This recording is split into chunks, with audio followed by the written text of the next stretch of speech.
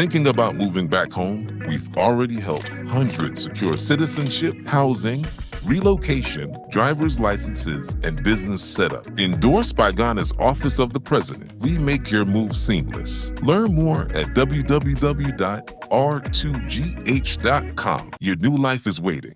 Can you explain the historical importance of the door of no return and how it's transformed into the modern door of return? What does this symbolic shift mean for the African diaspora today?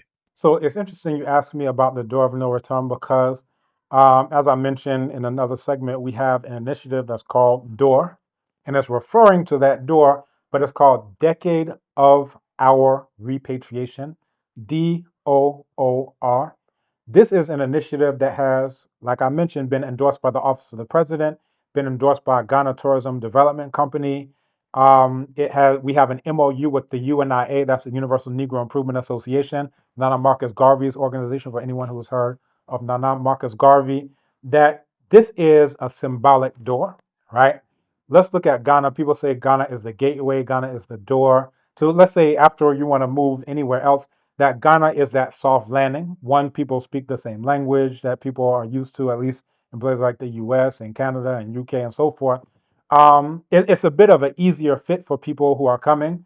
Now, with this decade of our repatriation, what has happened is that the presidency has said that when you have repatriates themselves who know the process, you see. So I've been through the process of repatriation. I know what the pitfalls are, not only for myself, but I've seen people who came here, they stayed here for 5 years, they went back and they haven't been back since. I know people who came here, been here for 10 years, they went back to the US, they've never been back since. I know people who, came and went and came and went and came and went. When they went, they weren't able to come back again. Maybe they'll come back in the future. There's a proverb in Yoruba.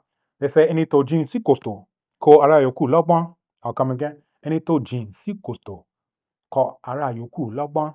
That's someone who falls into a pit, teaches everyone around wisdom. In other words, wise people learn from the mistakes of others. Excuse me to say, fools learn from their own mistakes. So, for myself, and I've made mistakes. This is not to say, whatever, but anybody is going to make some mistakes, but you shouldn't have to make those exact same mistakes that I made. Imagine if every single diasporan came here and fell into a pit. That's not a good look. There should be someone standing there who's like, yo, it's dark around, but guess what? Right here, just walk around. Just walk around. I can say, trust me. I can say, here's a flashlight. See, oh, wow, now I see what's going on. But, this is what, it is. Now, to come back to the door of no return, you found this in Gore, where I've been to Gore. You found this in Anomansa, which is the original word for what they now call Elmina, right? Others call it Edina, but it was originally called Anomansa, which translates to when you Wunnomwa, and Sanda is referring to the Kakum River that flows there. But it's saying that, when you get there, there's copious water. They have, at that dungeon that is now known as Elmina, they have a door of no return, as they called it. If you go to Oga, that's what others refer to as Cape Coast, they have a door of no return there. And this is, basically the non-Black enemies who built those dungeons, saying that you'll never be able to come back here. What happens when we come back here is, excuse me to say, it's a big slap in the face. Let me not excuse myself, because I was going to say something that I need an excuse for. I don't need an excuse for it. This is a slap in the face to all of those who said that you wouldn't be able to return, because every single kidnapped Black person and every single person on the continent, all of them were kidnapped. Nobody went voluntarily. Nobody went, oh, let me go walk on the ship voluntarily. Let me be taken away from my mother voluntarily, my wife voluntarily, my sister voluntarily. What the non-Blacks try to do now is they try to say, oh, sold, y'all were sold and blah, blah, blah. Every person was kidnapped. The question is, were you kidnapped by the non-Blacks or were you kidnapped by Blacks, right? Now, how did you even get to be kidnapped by Blacks in the first place? There's a good book by Professor Nafafe that goes into Lorenzo da Silva Mendoza and his court case that he lodged at the Vatican. This is a traditional ruler. He lodged a court case to abolish enslavement altogether. As many of y'all want to say, oh, continentals are against that. No, here is a quote-unquote continental person who is going to lodge a case at the Vatican for them to abolish enslavement altogether. What he got out of it was that they brought back some who had been kidnapped from Brazil and brought them back to Luanda and what's now modern day Angola. But he wasn't fighting for just them. He was fighting for the end of enslavement altogether. Now, when you look at this, each and every person, as I mentioned, was kidnapped starting in 1441. That's when you had Antal Gonzalez, who you can read a quote from him where he said, wouldn't it be a good idea that rather than get such a petty merchandise, and he was referring to Prince Henry the Navigator, who had sent him out for oil and seal skins and stuff like that. He said, wouldn't it be good to bring the first captives before the face of our prince? I'm telling you exactly what he said. From there, everything that you know as transatlantic enslavement came from that decision. Just a random whimsical thought of this non-black person in 1441 has impacted the lives of hundreds of millions of black people up to this day, right? After Antal Gonzalez in 1441, and for those who are keeping track, that's before 1619, you had 1444, you had Lancelot de Freitas, you had all of these others who came immediately after in order to augment that, where the first one they took a black man and a black woman. After that, they took, 44 additional ones. After that, it took several hundred. That's how it got started, was literally non-black people kidnapping black people from the continent. Now, later on, and this is what's documented in the book that I just mentioned about Mendoza and the court case that he brought, was that up until that time, all they were doing was kidnapping black people. They would use pretense. They would say, oh, because you didn't fulfill this obligation, we're kidnapping your people. You had traditional rulers who themselves were kidnapped. But he came up with a decree. And the decree said that all of the things that you used to bring in tribute, now you can find all the way back to classical Kemet people who are bringing tribute. They'll bring fruits, they'll bring vegetables, they'll bring, cattle, they'll bring whatever. Anyone who is, the ruler over your ruler, you bring them a tribute, usually yearly at a harvest festival. What this guy said is that we're no longer taking tribute in palm oil because there are some places that don't have palm. He gives a rationale. He says we're no longer taking it in chickens because by the time they get to where we are on the coast, most of those chickens have died. So he lists and basically why they shouldn't take tributes of all the things that had up to that point been brought as tribute. He said from this day forward, you have to bring tribute in human beings, right? So how you got from a place where they're only kidnapping people to now they're turning black people against other black people by saying, if you don't kidnap your neighbor, we're kidnapping you. And that's literally exactly what they did. The case that I mentioned of those people who got brought back from Brazil was because he had kidnapped them under false pretenses of saying, oh, if you don't bring them back within whatever short time frame, 48 hours, 1,000 people, then we're kidnapping. It was a pretense because they know we got cannons, we got guns, and now we're kidnapping everyone because you couldn't fulfill my decree. We're kidnapping every single person from your society and we're kidnapping you too. So the rulers themselves ended up on the ships going to Brazil. All of this is, historically documented. You can actually find this out. And again, this is Professor Nafafe's book that goes into all of this as well. So just saying all of that to say that when you're looking at the door of no return, how did you even get to that door of no return? It was through kidnapping. Each and every last person, nobody volunteered. Every person was kidnapped. Now, after they were kidnapped, now it comes up, well, was there a transaction involved after the kidnapping?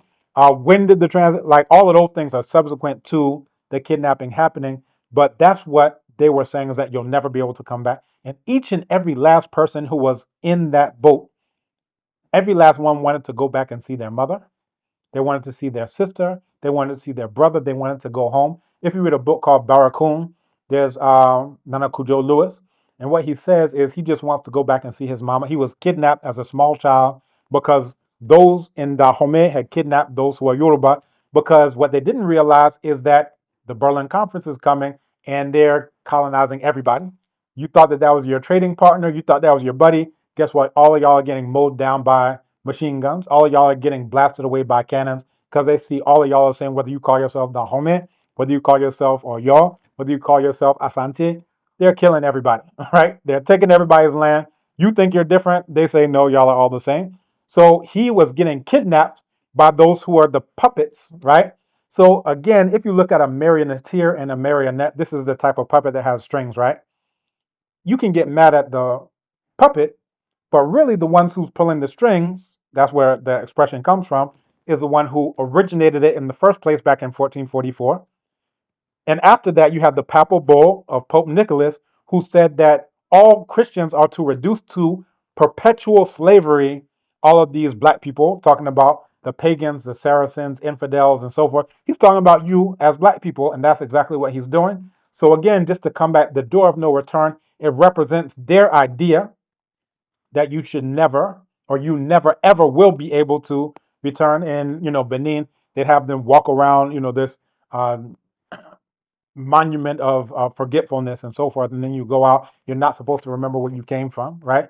But when we come home, this is a slap in the face to the kidnappers, to the black kidnappers who were the puppets, and it's an especially bigger slap in the face to the non-black kidnappers who started the enslavement process in the first place. And anybody who wants to say, oh, it's all the same, whether it's black or non-black, well, I ask you, how many black shipping companies do you know during the entire 1441 all the way up to today? How many ships were owned by any black people? I'm waiting. How many plantations in Cuba, Hispaniola, right, Brazil, how many plantations were owned by black people? How many insurance companies, right? They talk about the Zong, fiasco. How many insurance companies were owned by black people? How many shipbuilding companies were owned by black people? Right? The position then is the exact same position we're in now, is we provide raw materials, whether it's cocoa, whether it's gold. We're not in charge of any of it. We just give the raw materials and then they do as they see fit, because there's a power differential. And anybody who doesn't recognize there's a power differential is dishonest and they're lying. The power differential is that the reason why they're able to make sure that all you can do is raw cocoa is because if you don't, we're going to Kwame Nkrumah you. The way that they're able to make sure that all you get is the raw gold exported is if you don't, then they'll Thomas Sankara you. If you don't give them just the raw coltan and uranium and plutonium and whatever, bauxite, then they'll Patrice Lumumba you.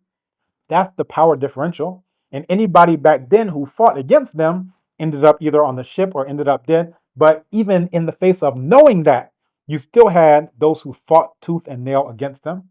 You understand? So again, the door of no return, historically, it means that they're saying you'll never come back. And when you come back, you're slapping in the face the puppet and the puppeteer. You're slapping the marionette and the marionneteer. And those who want to do this broad stroke, they say, oh, all continental Africans sold all diasporans. Well, when I read Barracoon, Nana Kujo Lewis, his mother didn't sell him. His mother wanted him to come back, and he wanted to go back to his mother. It was those who were outside of his community who thought that they were something different. And lo and behold, aren't we doing the same thing now? Diasporans think they're different from continentals. Continentals think they're different from diasporans. What's really the fundamental difference between what got us into that situation back then and the situation we're in right now? We thought we were different when really our enemy said, all of y'all look the same to me. You understand?